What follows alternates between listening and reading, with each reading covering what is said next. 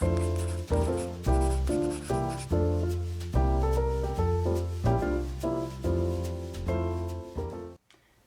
makeup friends. So in recent videos I have told you about brands that I wanted to try in 2020 and whether or not I did, and I've also outlined some brands that I want to try in 2021. Today we're going to be taking a little bit more of a negative look at things, and I'm going to be sharing with you some brands that I'm just not interested in going into 2021. But before we get into it, I want to welcome you back to my channel, or if you are new here, then welcome. My name is Kara. I'm a 40-year-old working mother of two, and makeup is my therapy. On my channel, we like to mix beauty, brains, and the occasional F-bomb. So if that sounds like something you're interested in, I invite you to subscribe. Okay, I have a list of 13 brands sitting in front of me, and there are a variety of reasons of why I'm just not interested in these brands. Now, I don't want this to say that I am blacklisting them entirely, never going to make any purchase or anything of that sort. Obviously, I don't have a crystal ball sitting in front of me. I don't know what these brands are going to come up with in this year. I don't know if some of the brand owners are going to be having a shift in their perspectives, shall we say.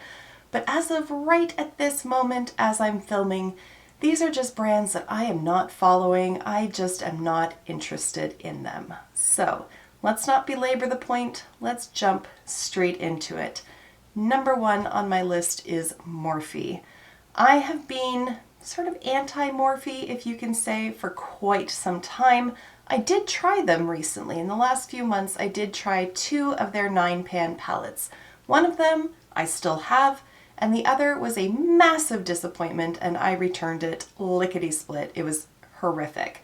So from a performance perspective, I'm really just not that wowed by their products, but also they just tend to align themselves with really problematic people. That's not to say that every collaboration that they've done has been with a problematic person. It's just that seems to be what their trend is. I don't agree with a lot of their brand ethics. I don't think that they embrace this idea of transparency, and for those reasons, they're just not a brand that I give 2 figs about. The next brand that I just don't care about is Dragun Beauty. I know nothing about Nikita Dragun except what I've seen on drama channels when I've happened to catch episodes on her.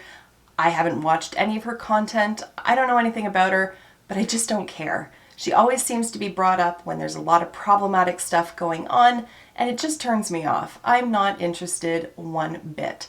I did see the products that she has launched in the past, that giant dragon egg thing, and the products themselves have not sparked any curiosity on my part. So nothing she has put out to date has even remotely looked interesting to me.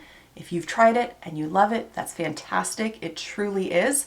Everybody can have different opinions. For me, I don't care about Nikita Dragun, and I don't care about Dragun Beauty. The next brand I want to talk about is one that I don't even know what it's called, and I don't know what the products from it are going to be, but it's whatever brand James Charles is working on. I've seen it teased somewhere on social media, and I'm just not interested. My guess is that he's either going to name it after himself or he's going to name it Sister Something, some shit like that. And I'm just not interested. Now, frankly, I am not James Charles' demographic, so I don't think I'm going to be hurting his feelings one bit by me saying I'm not interested in his products. But the kid rubs me the wrong way. He chaps my ass. He always has. I think he probably always will. He's just not my cup of tea, and that is okay. He has gajillions of screaming teens following him everywhere. I'm sure that they will bolster his sales, no problem. Me not buying from him is certainly not going to have any impact on him, but I'm just not interested whatsoever. Now, a list of problematic creators would not be complete without mentioning Jeffree Star. Now, in the past, I have purchased from him. I still have products from him. I have 2 palettes, and then I also have shadows that I have depotted from other palettes from him. In the past, I wanted to believe that somewhere deep down there was a good person. I wanted to believe that he had just created some really questionable online persona, but the man has just been so consistently terrible that it has to be who he genuinely is. I'm convinced of that at this point, and until I see some sort of real personal development coming from him, I'm not going to support his brand. Now, I'm not going to throw out the products that I have of him, but nor am I going to be showing them on my channel or promoting them in any way. And nor am I also going to be spending money on new products from him until at least I determine that he has somehow corrected his moral compass. If you support Jeffree Star, that is completely fine. Those are your dollars, that is your choice. It really does kind of grate on me when I watch videos and creators are saying, if you support Jeffree Star, unsubscribe from me right now. That's not my determination. I am the only one who gets to determine where I spend my money, just as you are the only one to get to determine where you spend your money. Does it sit well with me to support him? No. If it sits well with you, that is completely fine. That has nothing to do with me, and I'm not going to think less of you as a person. But for me, in my own decisions, I have decided that I am not going to support him going forward until I determine that there has been a massive improvement. And at this point, that just hasn't happened. So going into the new year, not on my radar. Now, a brand that has kept largely quiet for quite some time now, I think going on the better part of a year, is Dragun Cosmetics. I mean, do we blame her? After the debacle that was the lipstick launch, I would be a little gun shy to be releasing anything as well. Now, she did come out with highlighters, I believe, in the later part of 2019, but we haven't heard hide nor hair from the brand since then. And frankly, I'm just not interested. The way that the lipstick debacle was handled, that is what turned me off. Not so much that the lipsticks themselves were a little questionable, shall we say, but it was the retreating from the public eye, refusing to acknowledge that there was an issue, being combative with consumers at the beginning of it all. It just didn't sit right with me. That is not the behavior of a responsible brand owner, and so that has turned me off. And frankly, I'm just not interested. There are so many other brands out there with some amazing customer service and amazing quality products to go along with it that I don't need to, look towards the bottom of the barrel, in my estimation. So Dragun Cosmetics is one that I'm just not following up on, and I'm just not curious about. Now, in looking at my list, I'm sure that some of these other brands have dipped their toe into the controversy world as well, because honestly, it seems like every brand has. But this one in particular, P. Louise, it didn't sit well with me, the canceled collection, the sort of middle finger in the air at the people that would have, held her accountable to her actions. Use of the N-word, I think, is something that we should be holding people accountable to. And so I don't like that. And frankly, I'm not all that interested in her products to begin with. While some of the palette color stories look nice, they're freaking gigantic, and I don't want that in my life. I have enough large palettes. I really don't want any more, and especially from a brand that I view as being rather questionable. Again, I don't know much about P. Louise. I will put that out there quite openly. And I've never tried any of their products, so I have no idea. Maybe I'm missing out on the best quality products ever. I don't know, but it's a risk that I'm willing to take. From here on out, these are mainstream brands. They're not indie, but they're just brands that for whatever reason, I never think to look at them like on the Sephora website or go to their own websites and see what's new. They don't spark my interest. So let's start off with Stila. I have some products from Stila that I really enjoy. Their glitter and glows are fantastic. I have one of their foundations and it's really nice as well.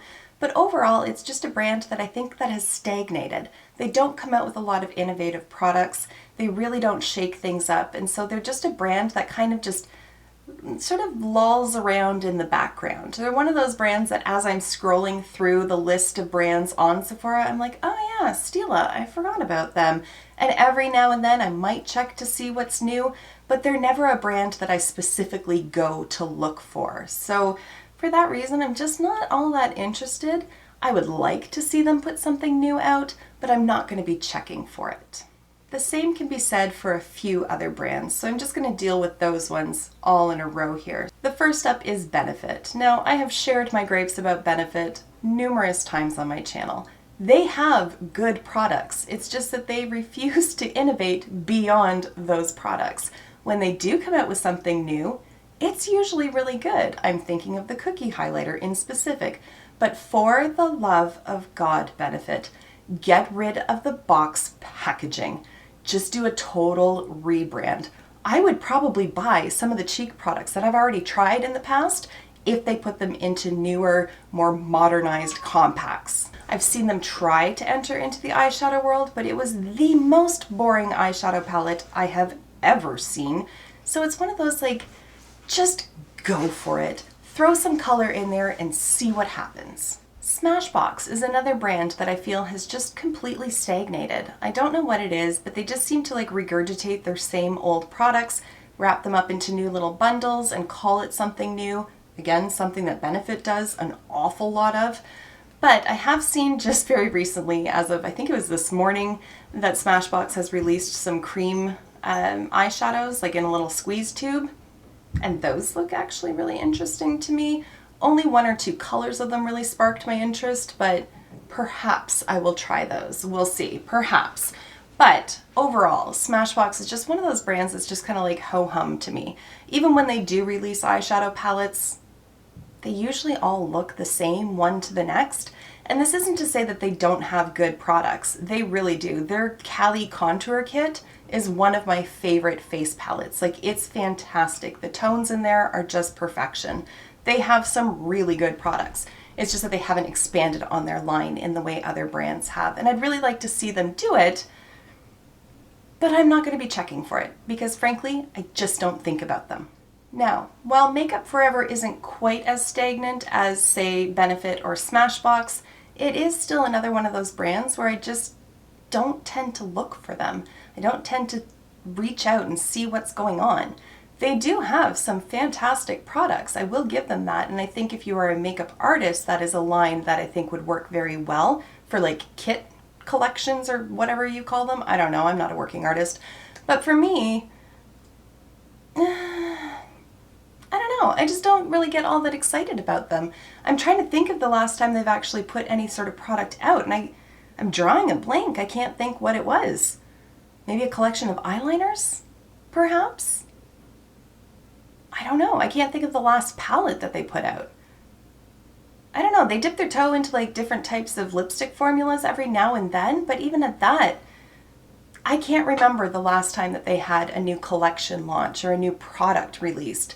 And I'd like to see them do that, as I've said with a number of other brands, but I'm not going to hold my breath for it. I will enjoy the products that I already have, but overall, I just don't see myself adding to my Makeup Forever collection at this point. All right, next up is Becca. What does Becca do aside from highlighters? I know that they have base products. I've never tried them. Maybe they're fantastic. I don't know. But when I think of Becca, all I can picture are highlighters. It's not to say the highlighters are bad. They're really not. I have a couple myself and I really enjoy them. Moonstone in particular and Champagne Pop, fantastic. But what else do they do? They're just a brand that, again, it's one of those like one-trick ponies in my mind, and I just never think to check that section of the Sephora website to see what's new and shaking over there, because generally speaking, there is nothing new or shaking. Or they pull some weird bullshit like that no pigment foundation. The fuck was that? I don't know. That to me just seemed really insulting to all of the people who have been saying, brands, give us better shade ranges. And they're like, no, F you, we're gonna give you no shade range. It was like the Emperor's New Clothes, and I did not see a single positive review of that product. It was basically just a primer. What? Becca, what?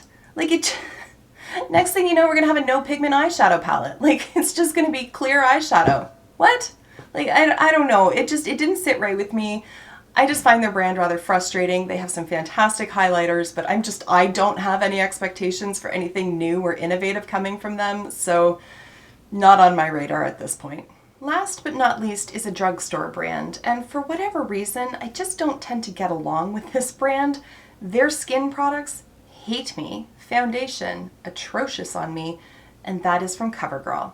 I have tried a couple of their foundations, and in particular, that Skin Milk, whatever that one was, it created pores on me. I don't have an issue with visible pores. That's not a skin concern that I have. But when I wore that foundation I did, it basically turned me into like a dappled pony. It looked horrible on me. Now I do like some of their mascaras and I do like some of their lip products, but overall they're just a brand that when I'm walking through the drugstore, I just kind of like turn on by. I just walk past it. I don't even look at what's on their display. I don't know what the justification for my dislike of what the fuck's her name? CoverGirl is, but it's strong and it's real. Perhaps it's because they unleashed James Charles on the world and I'm still bitter about that.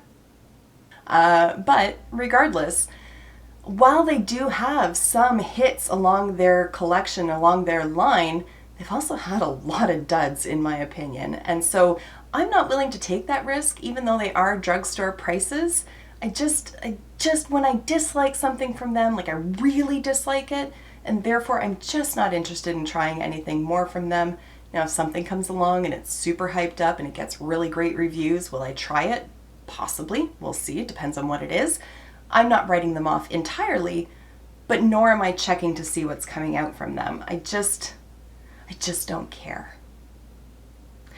Okay, on that note, I'm going to wrap this video up here. I feel like that's enough negativity for one video. I would love to hear from you. What are some brands that, for whatever reason, you just don't care about?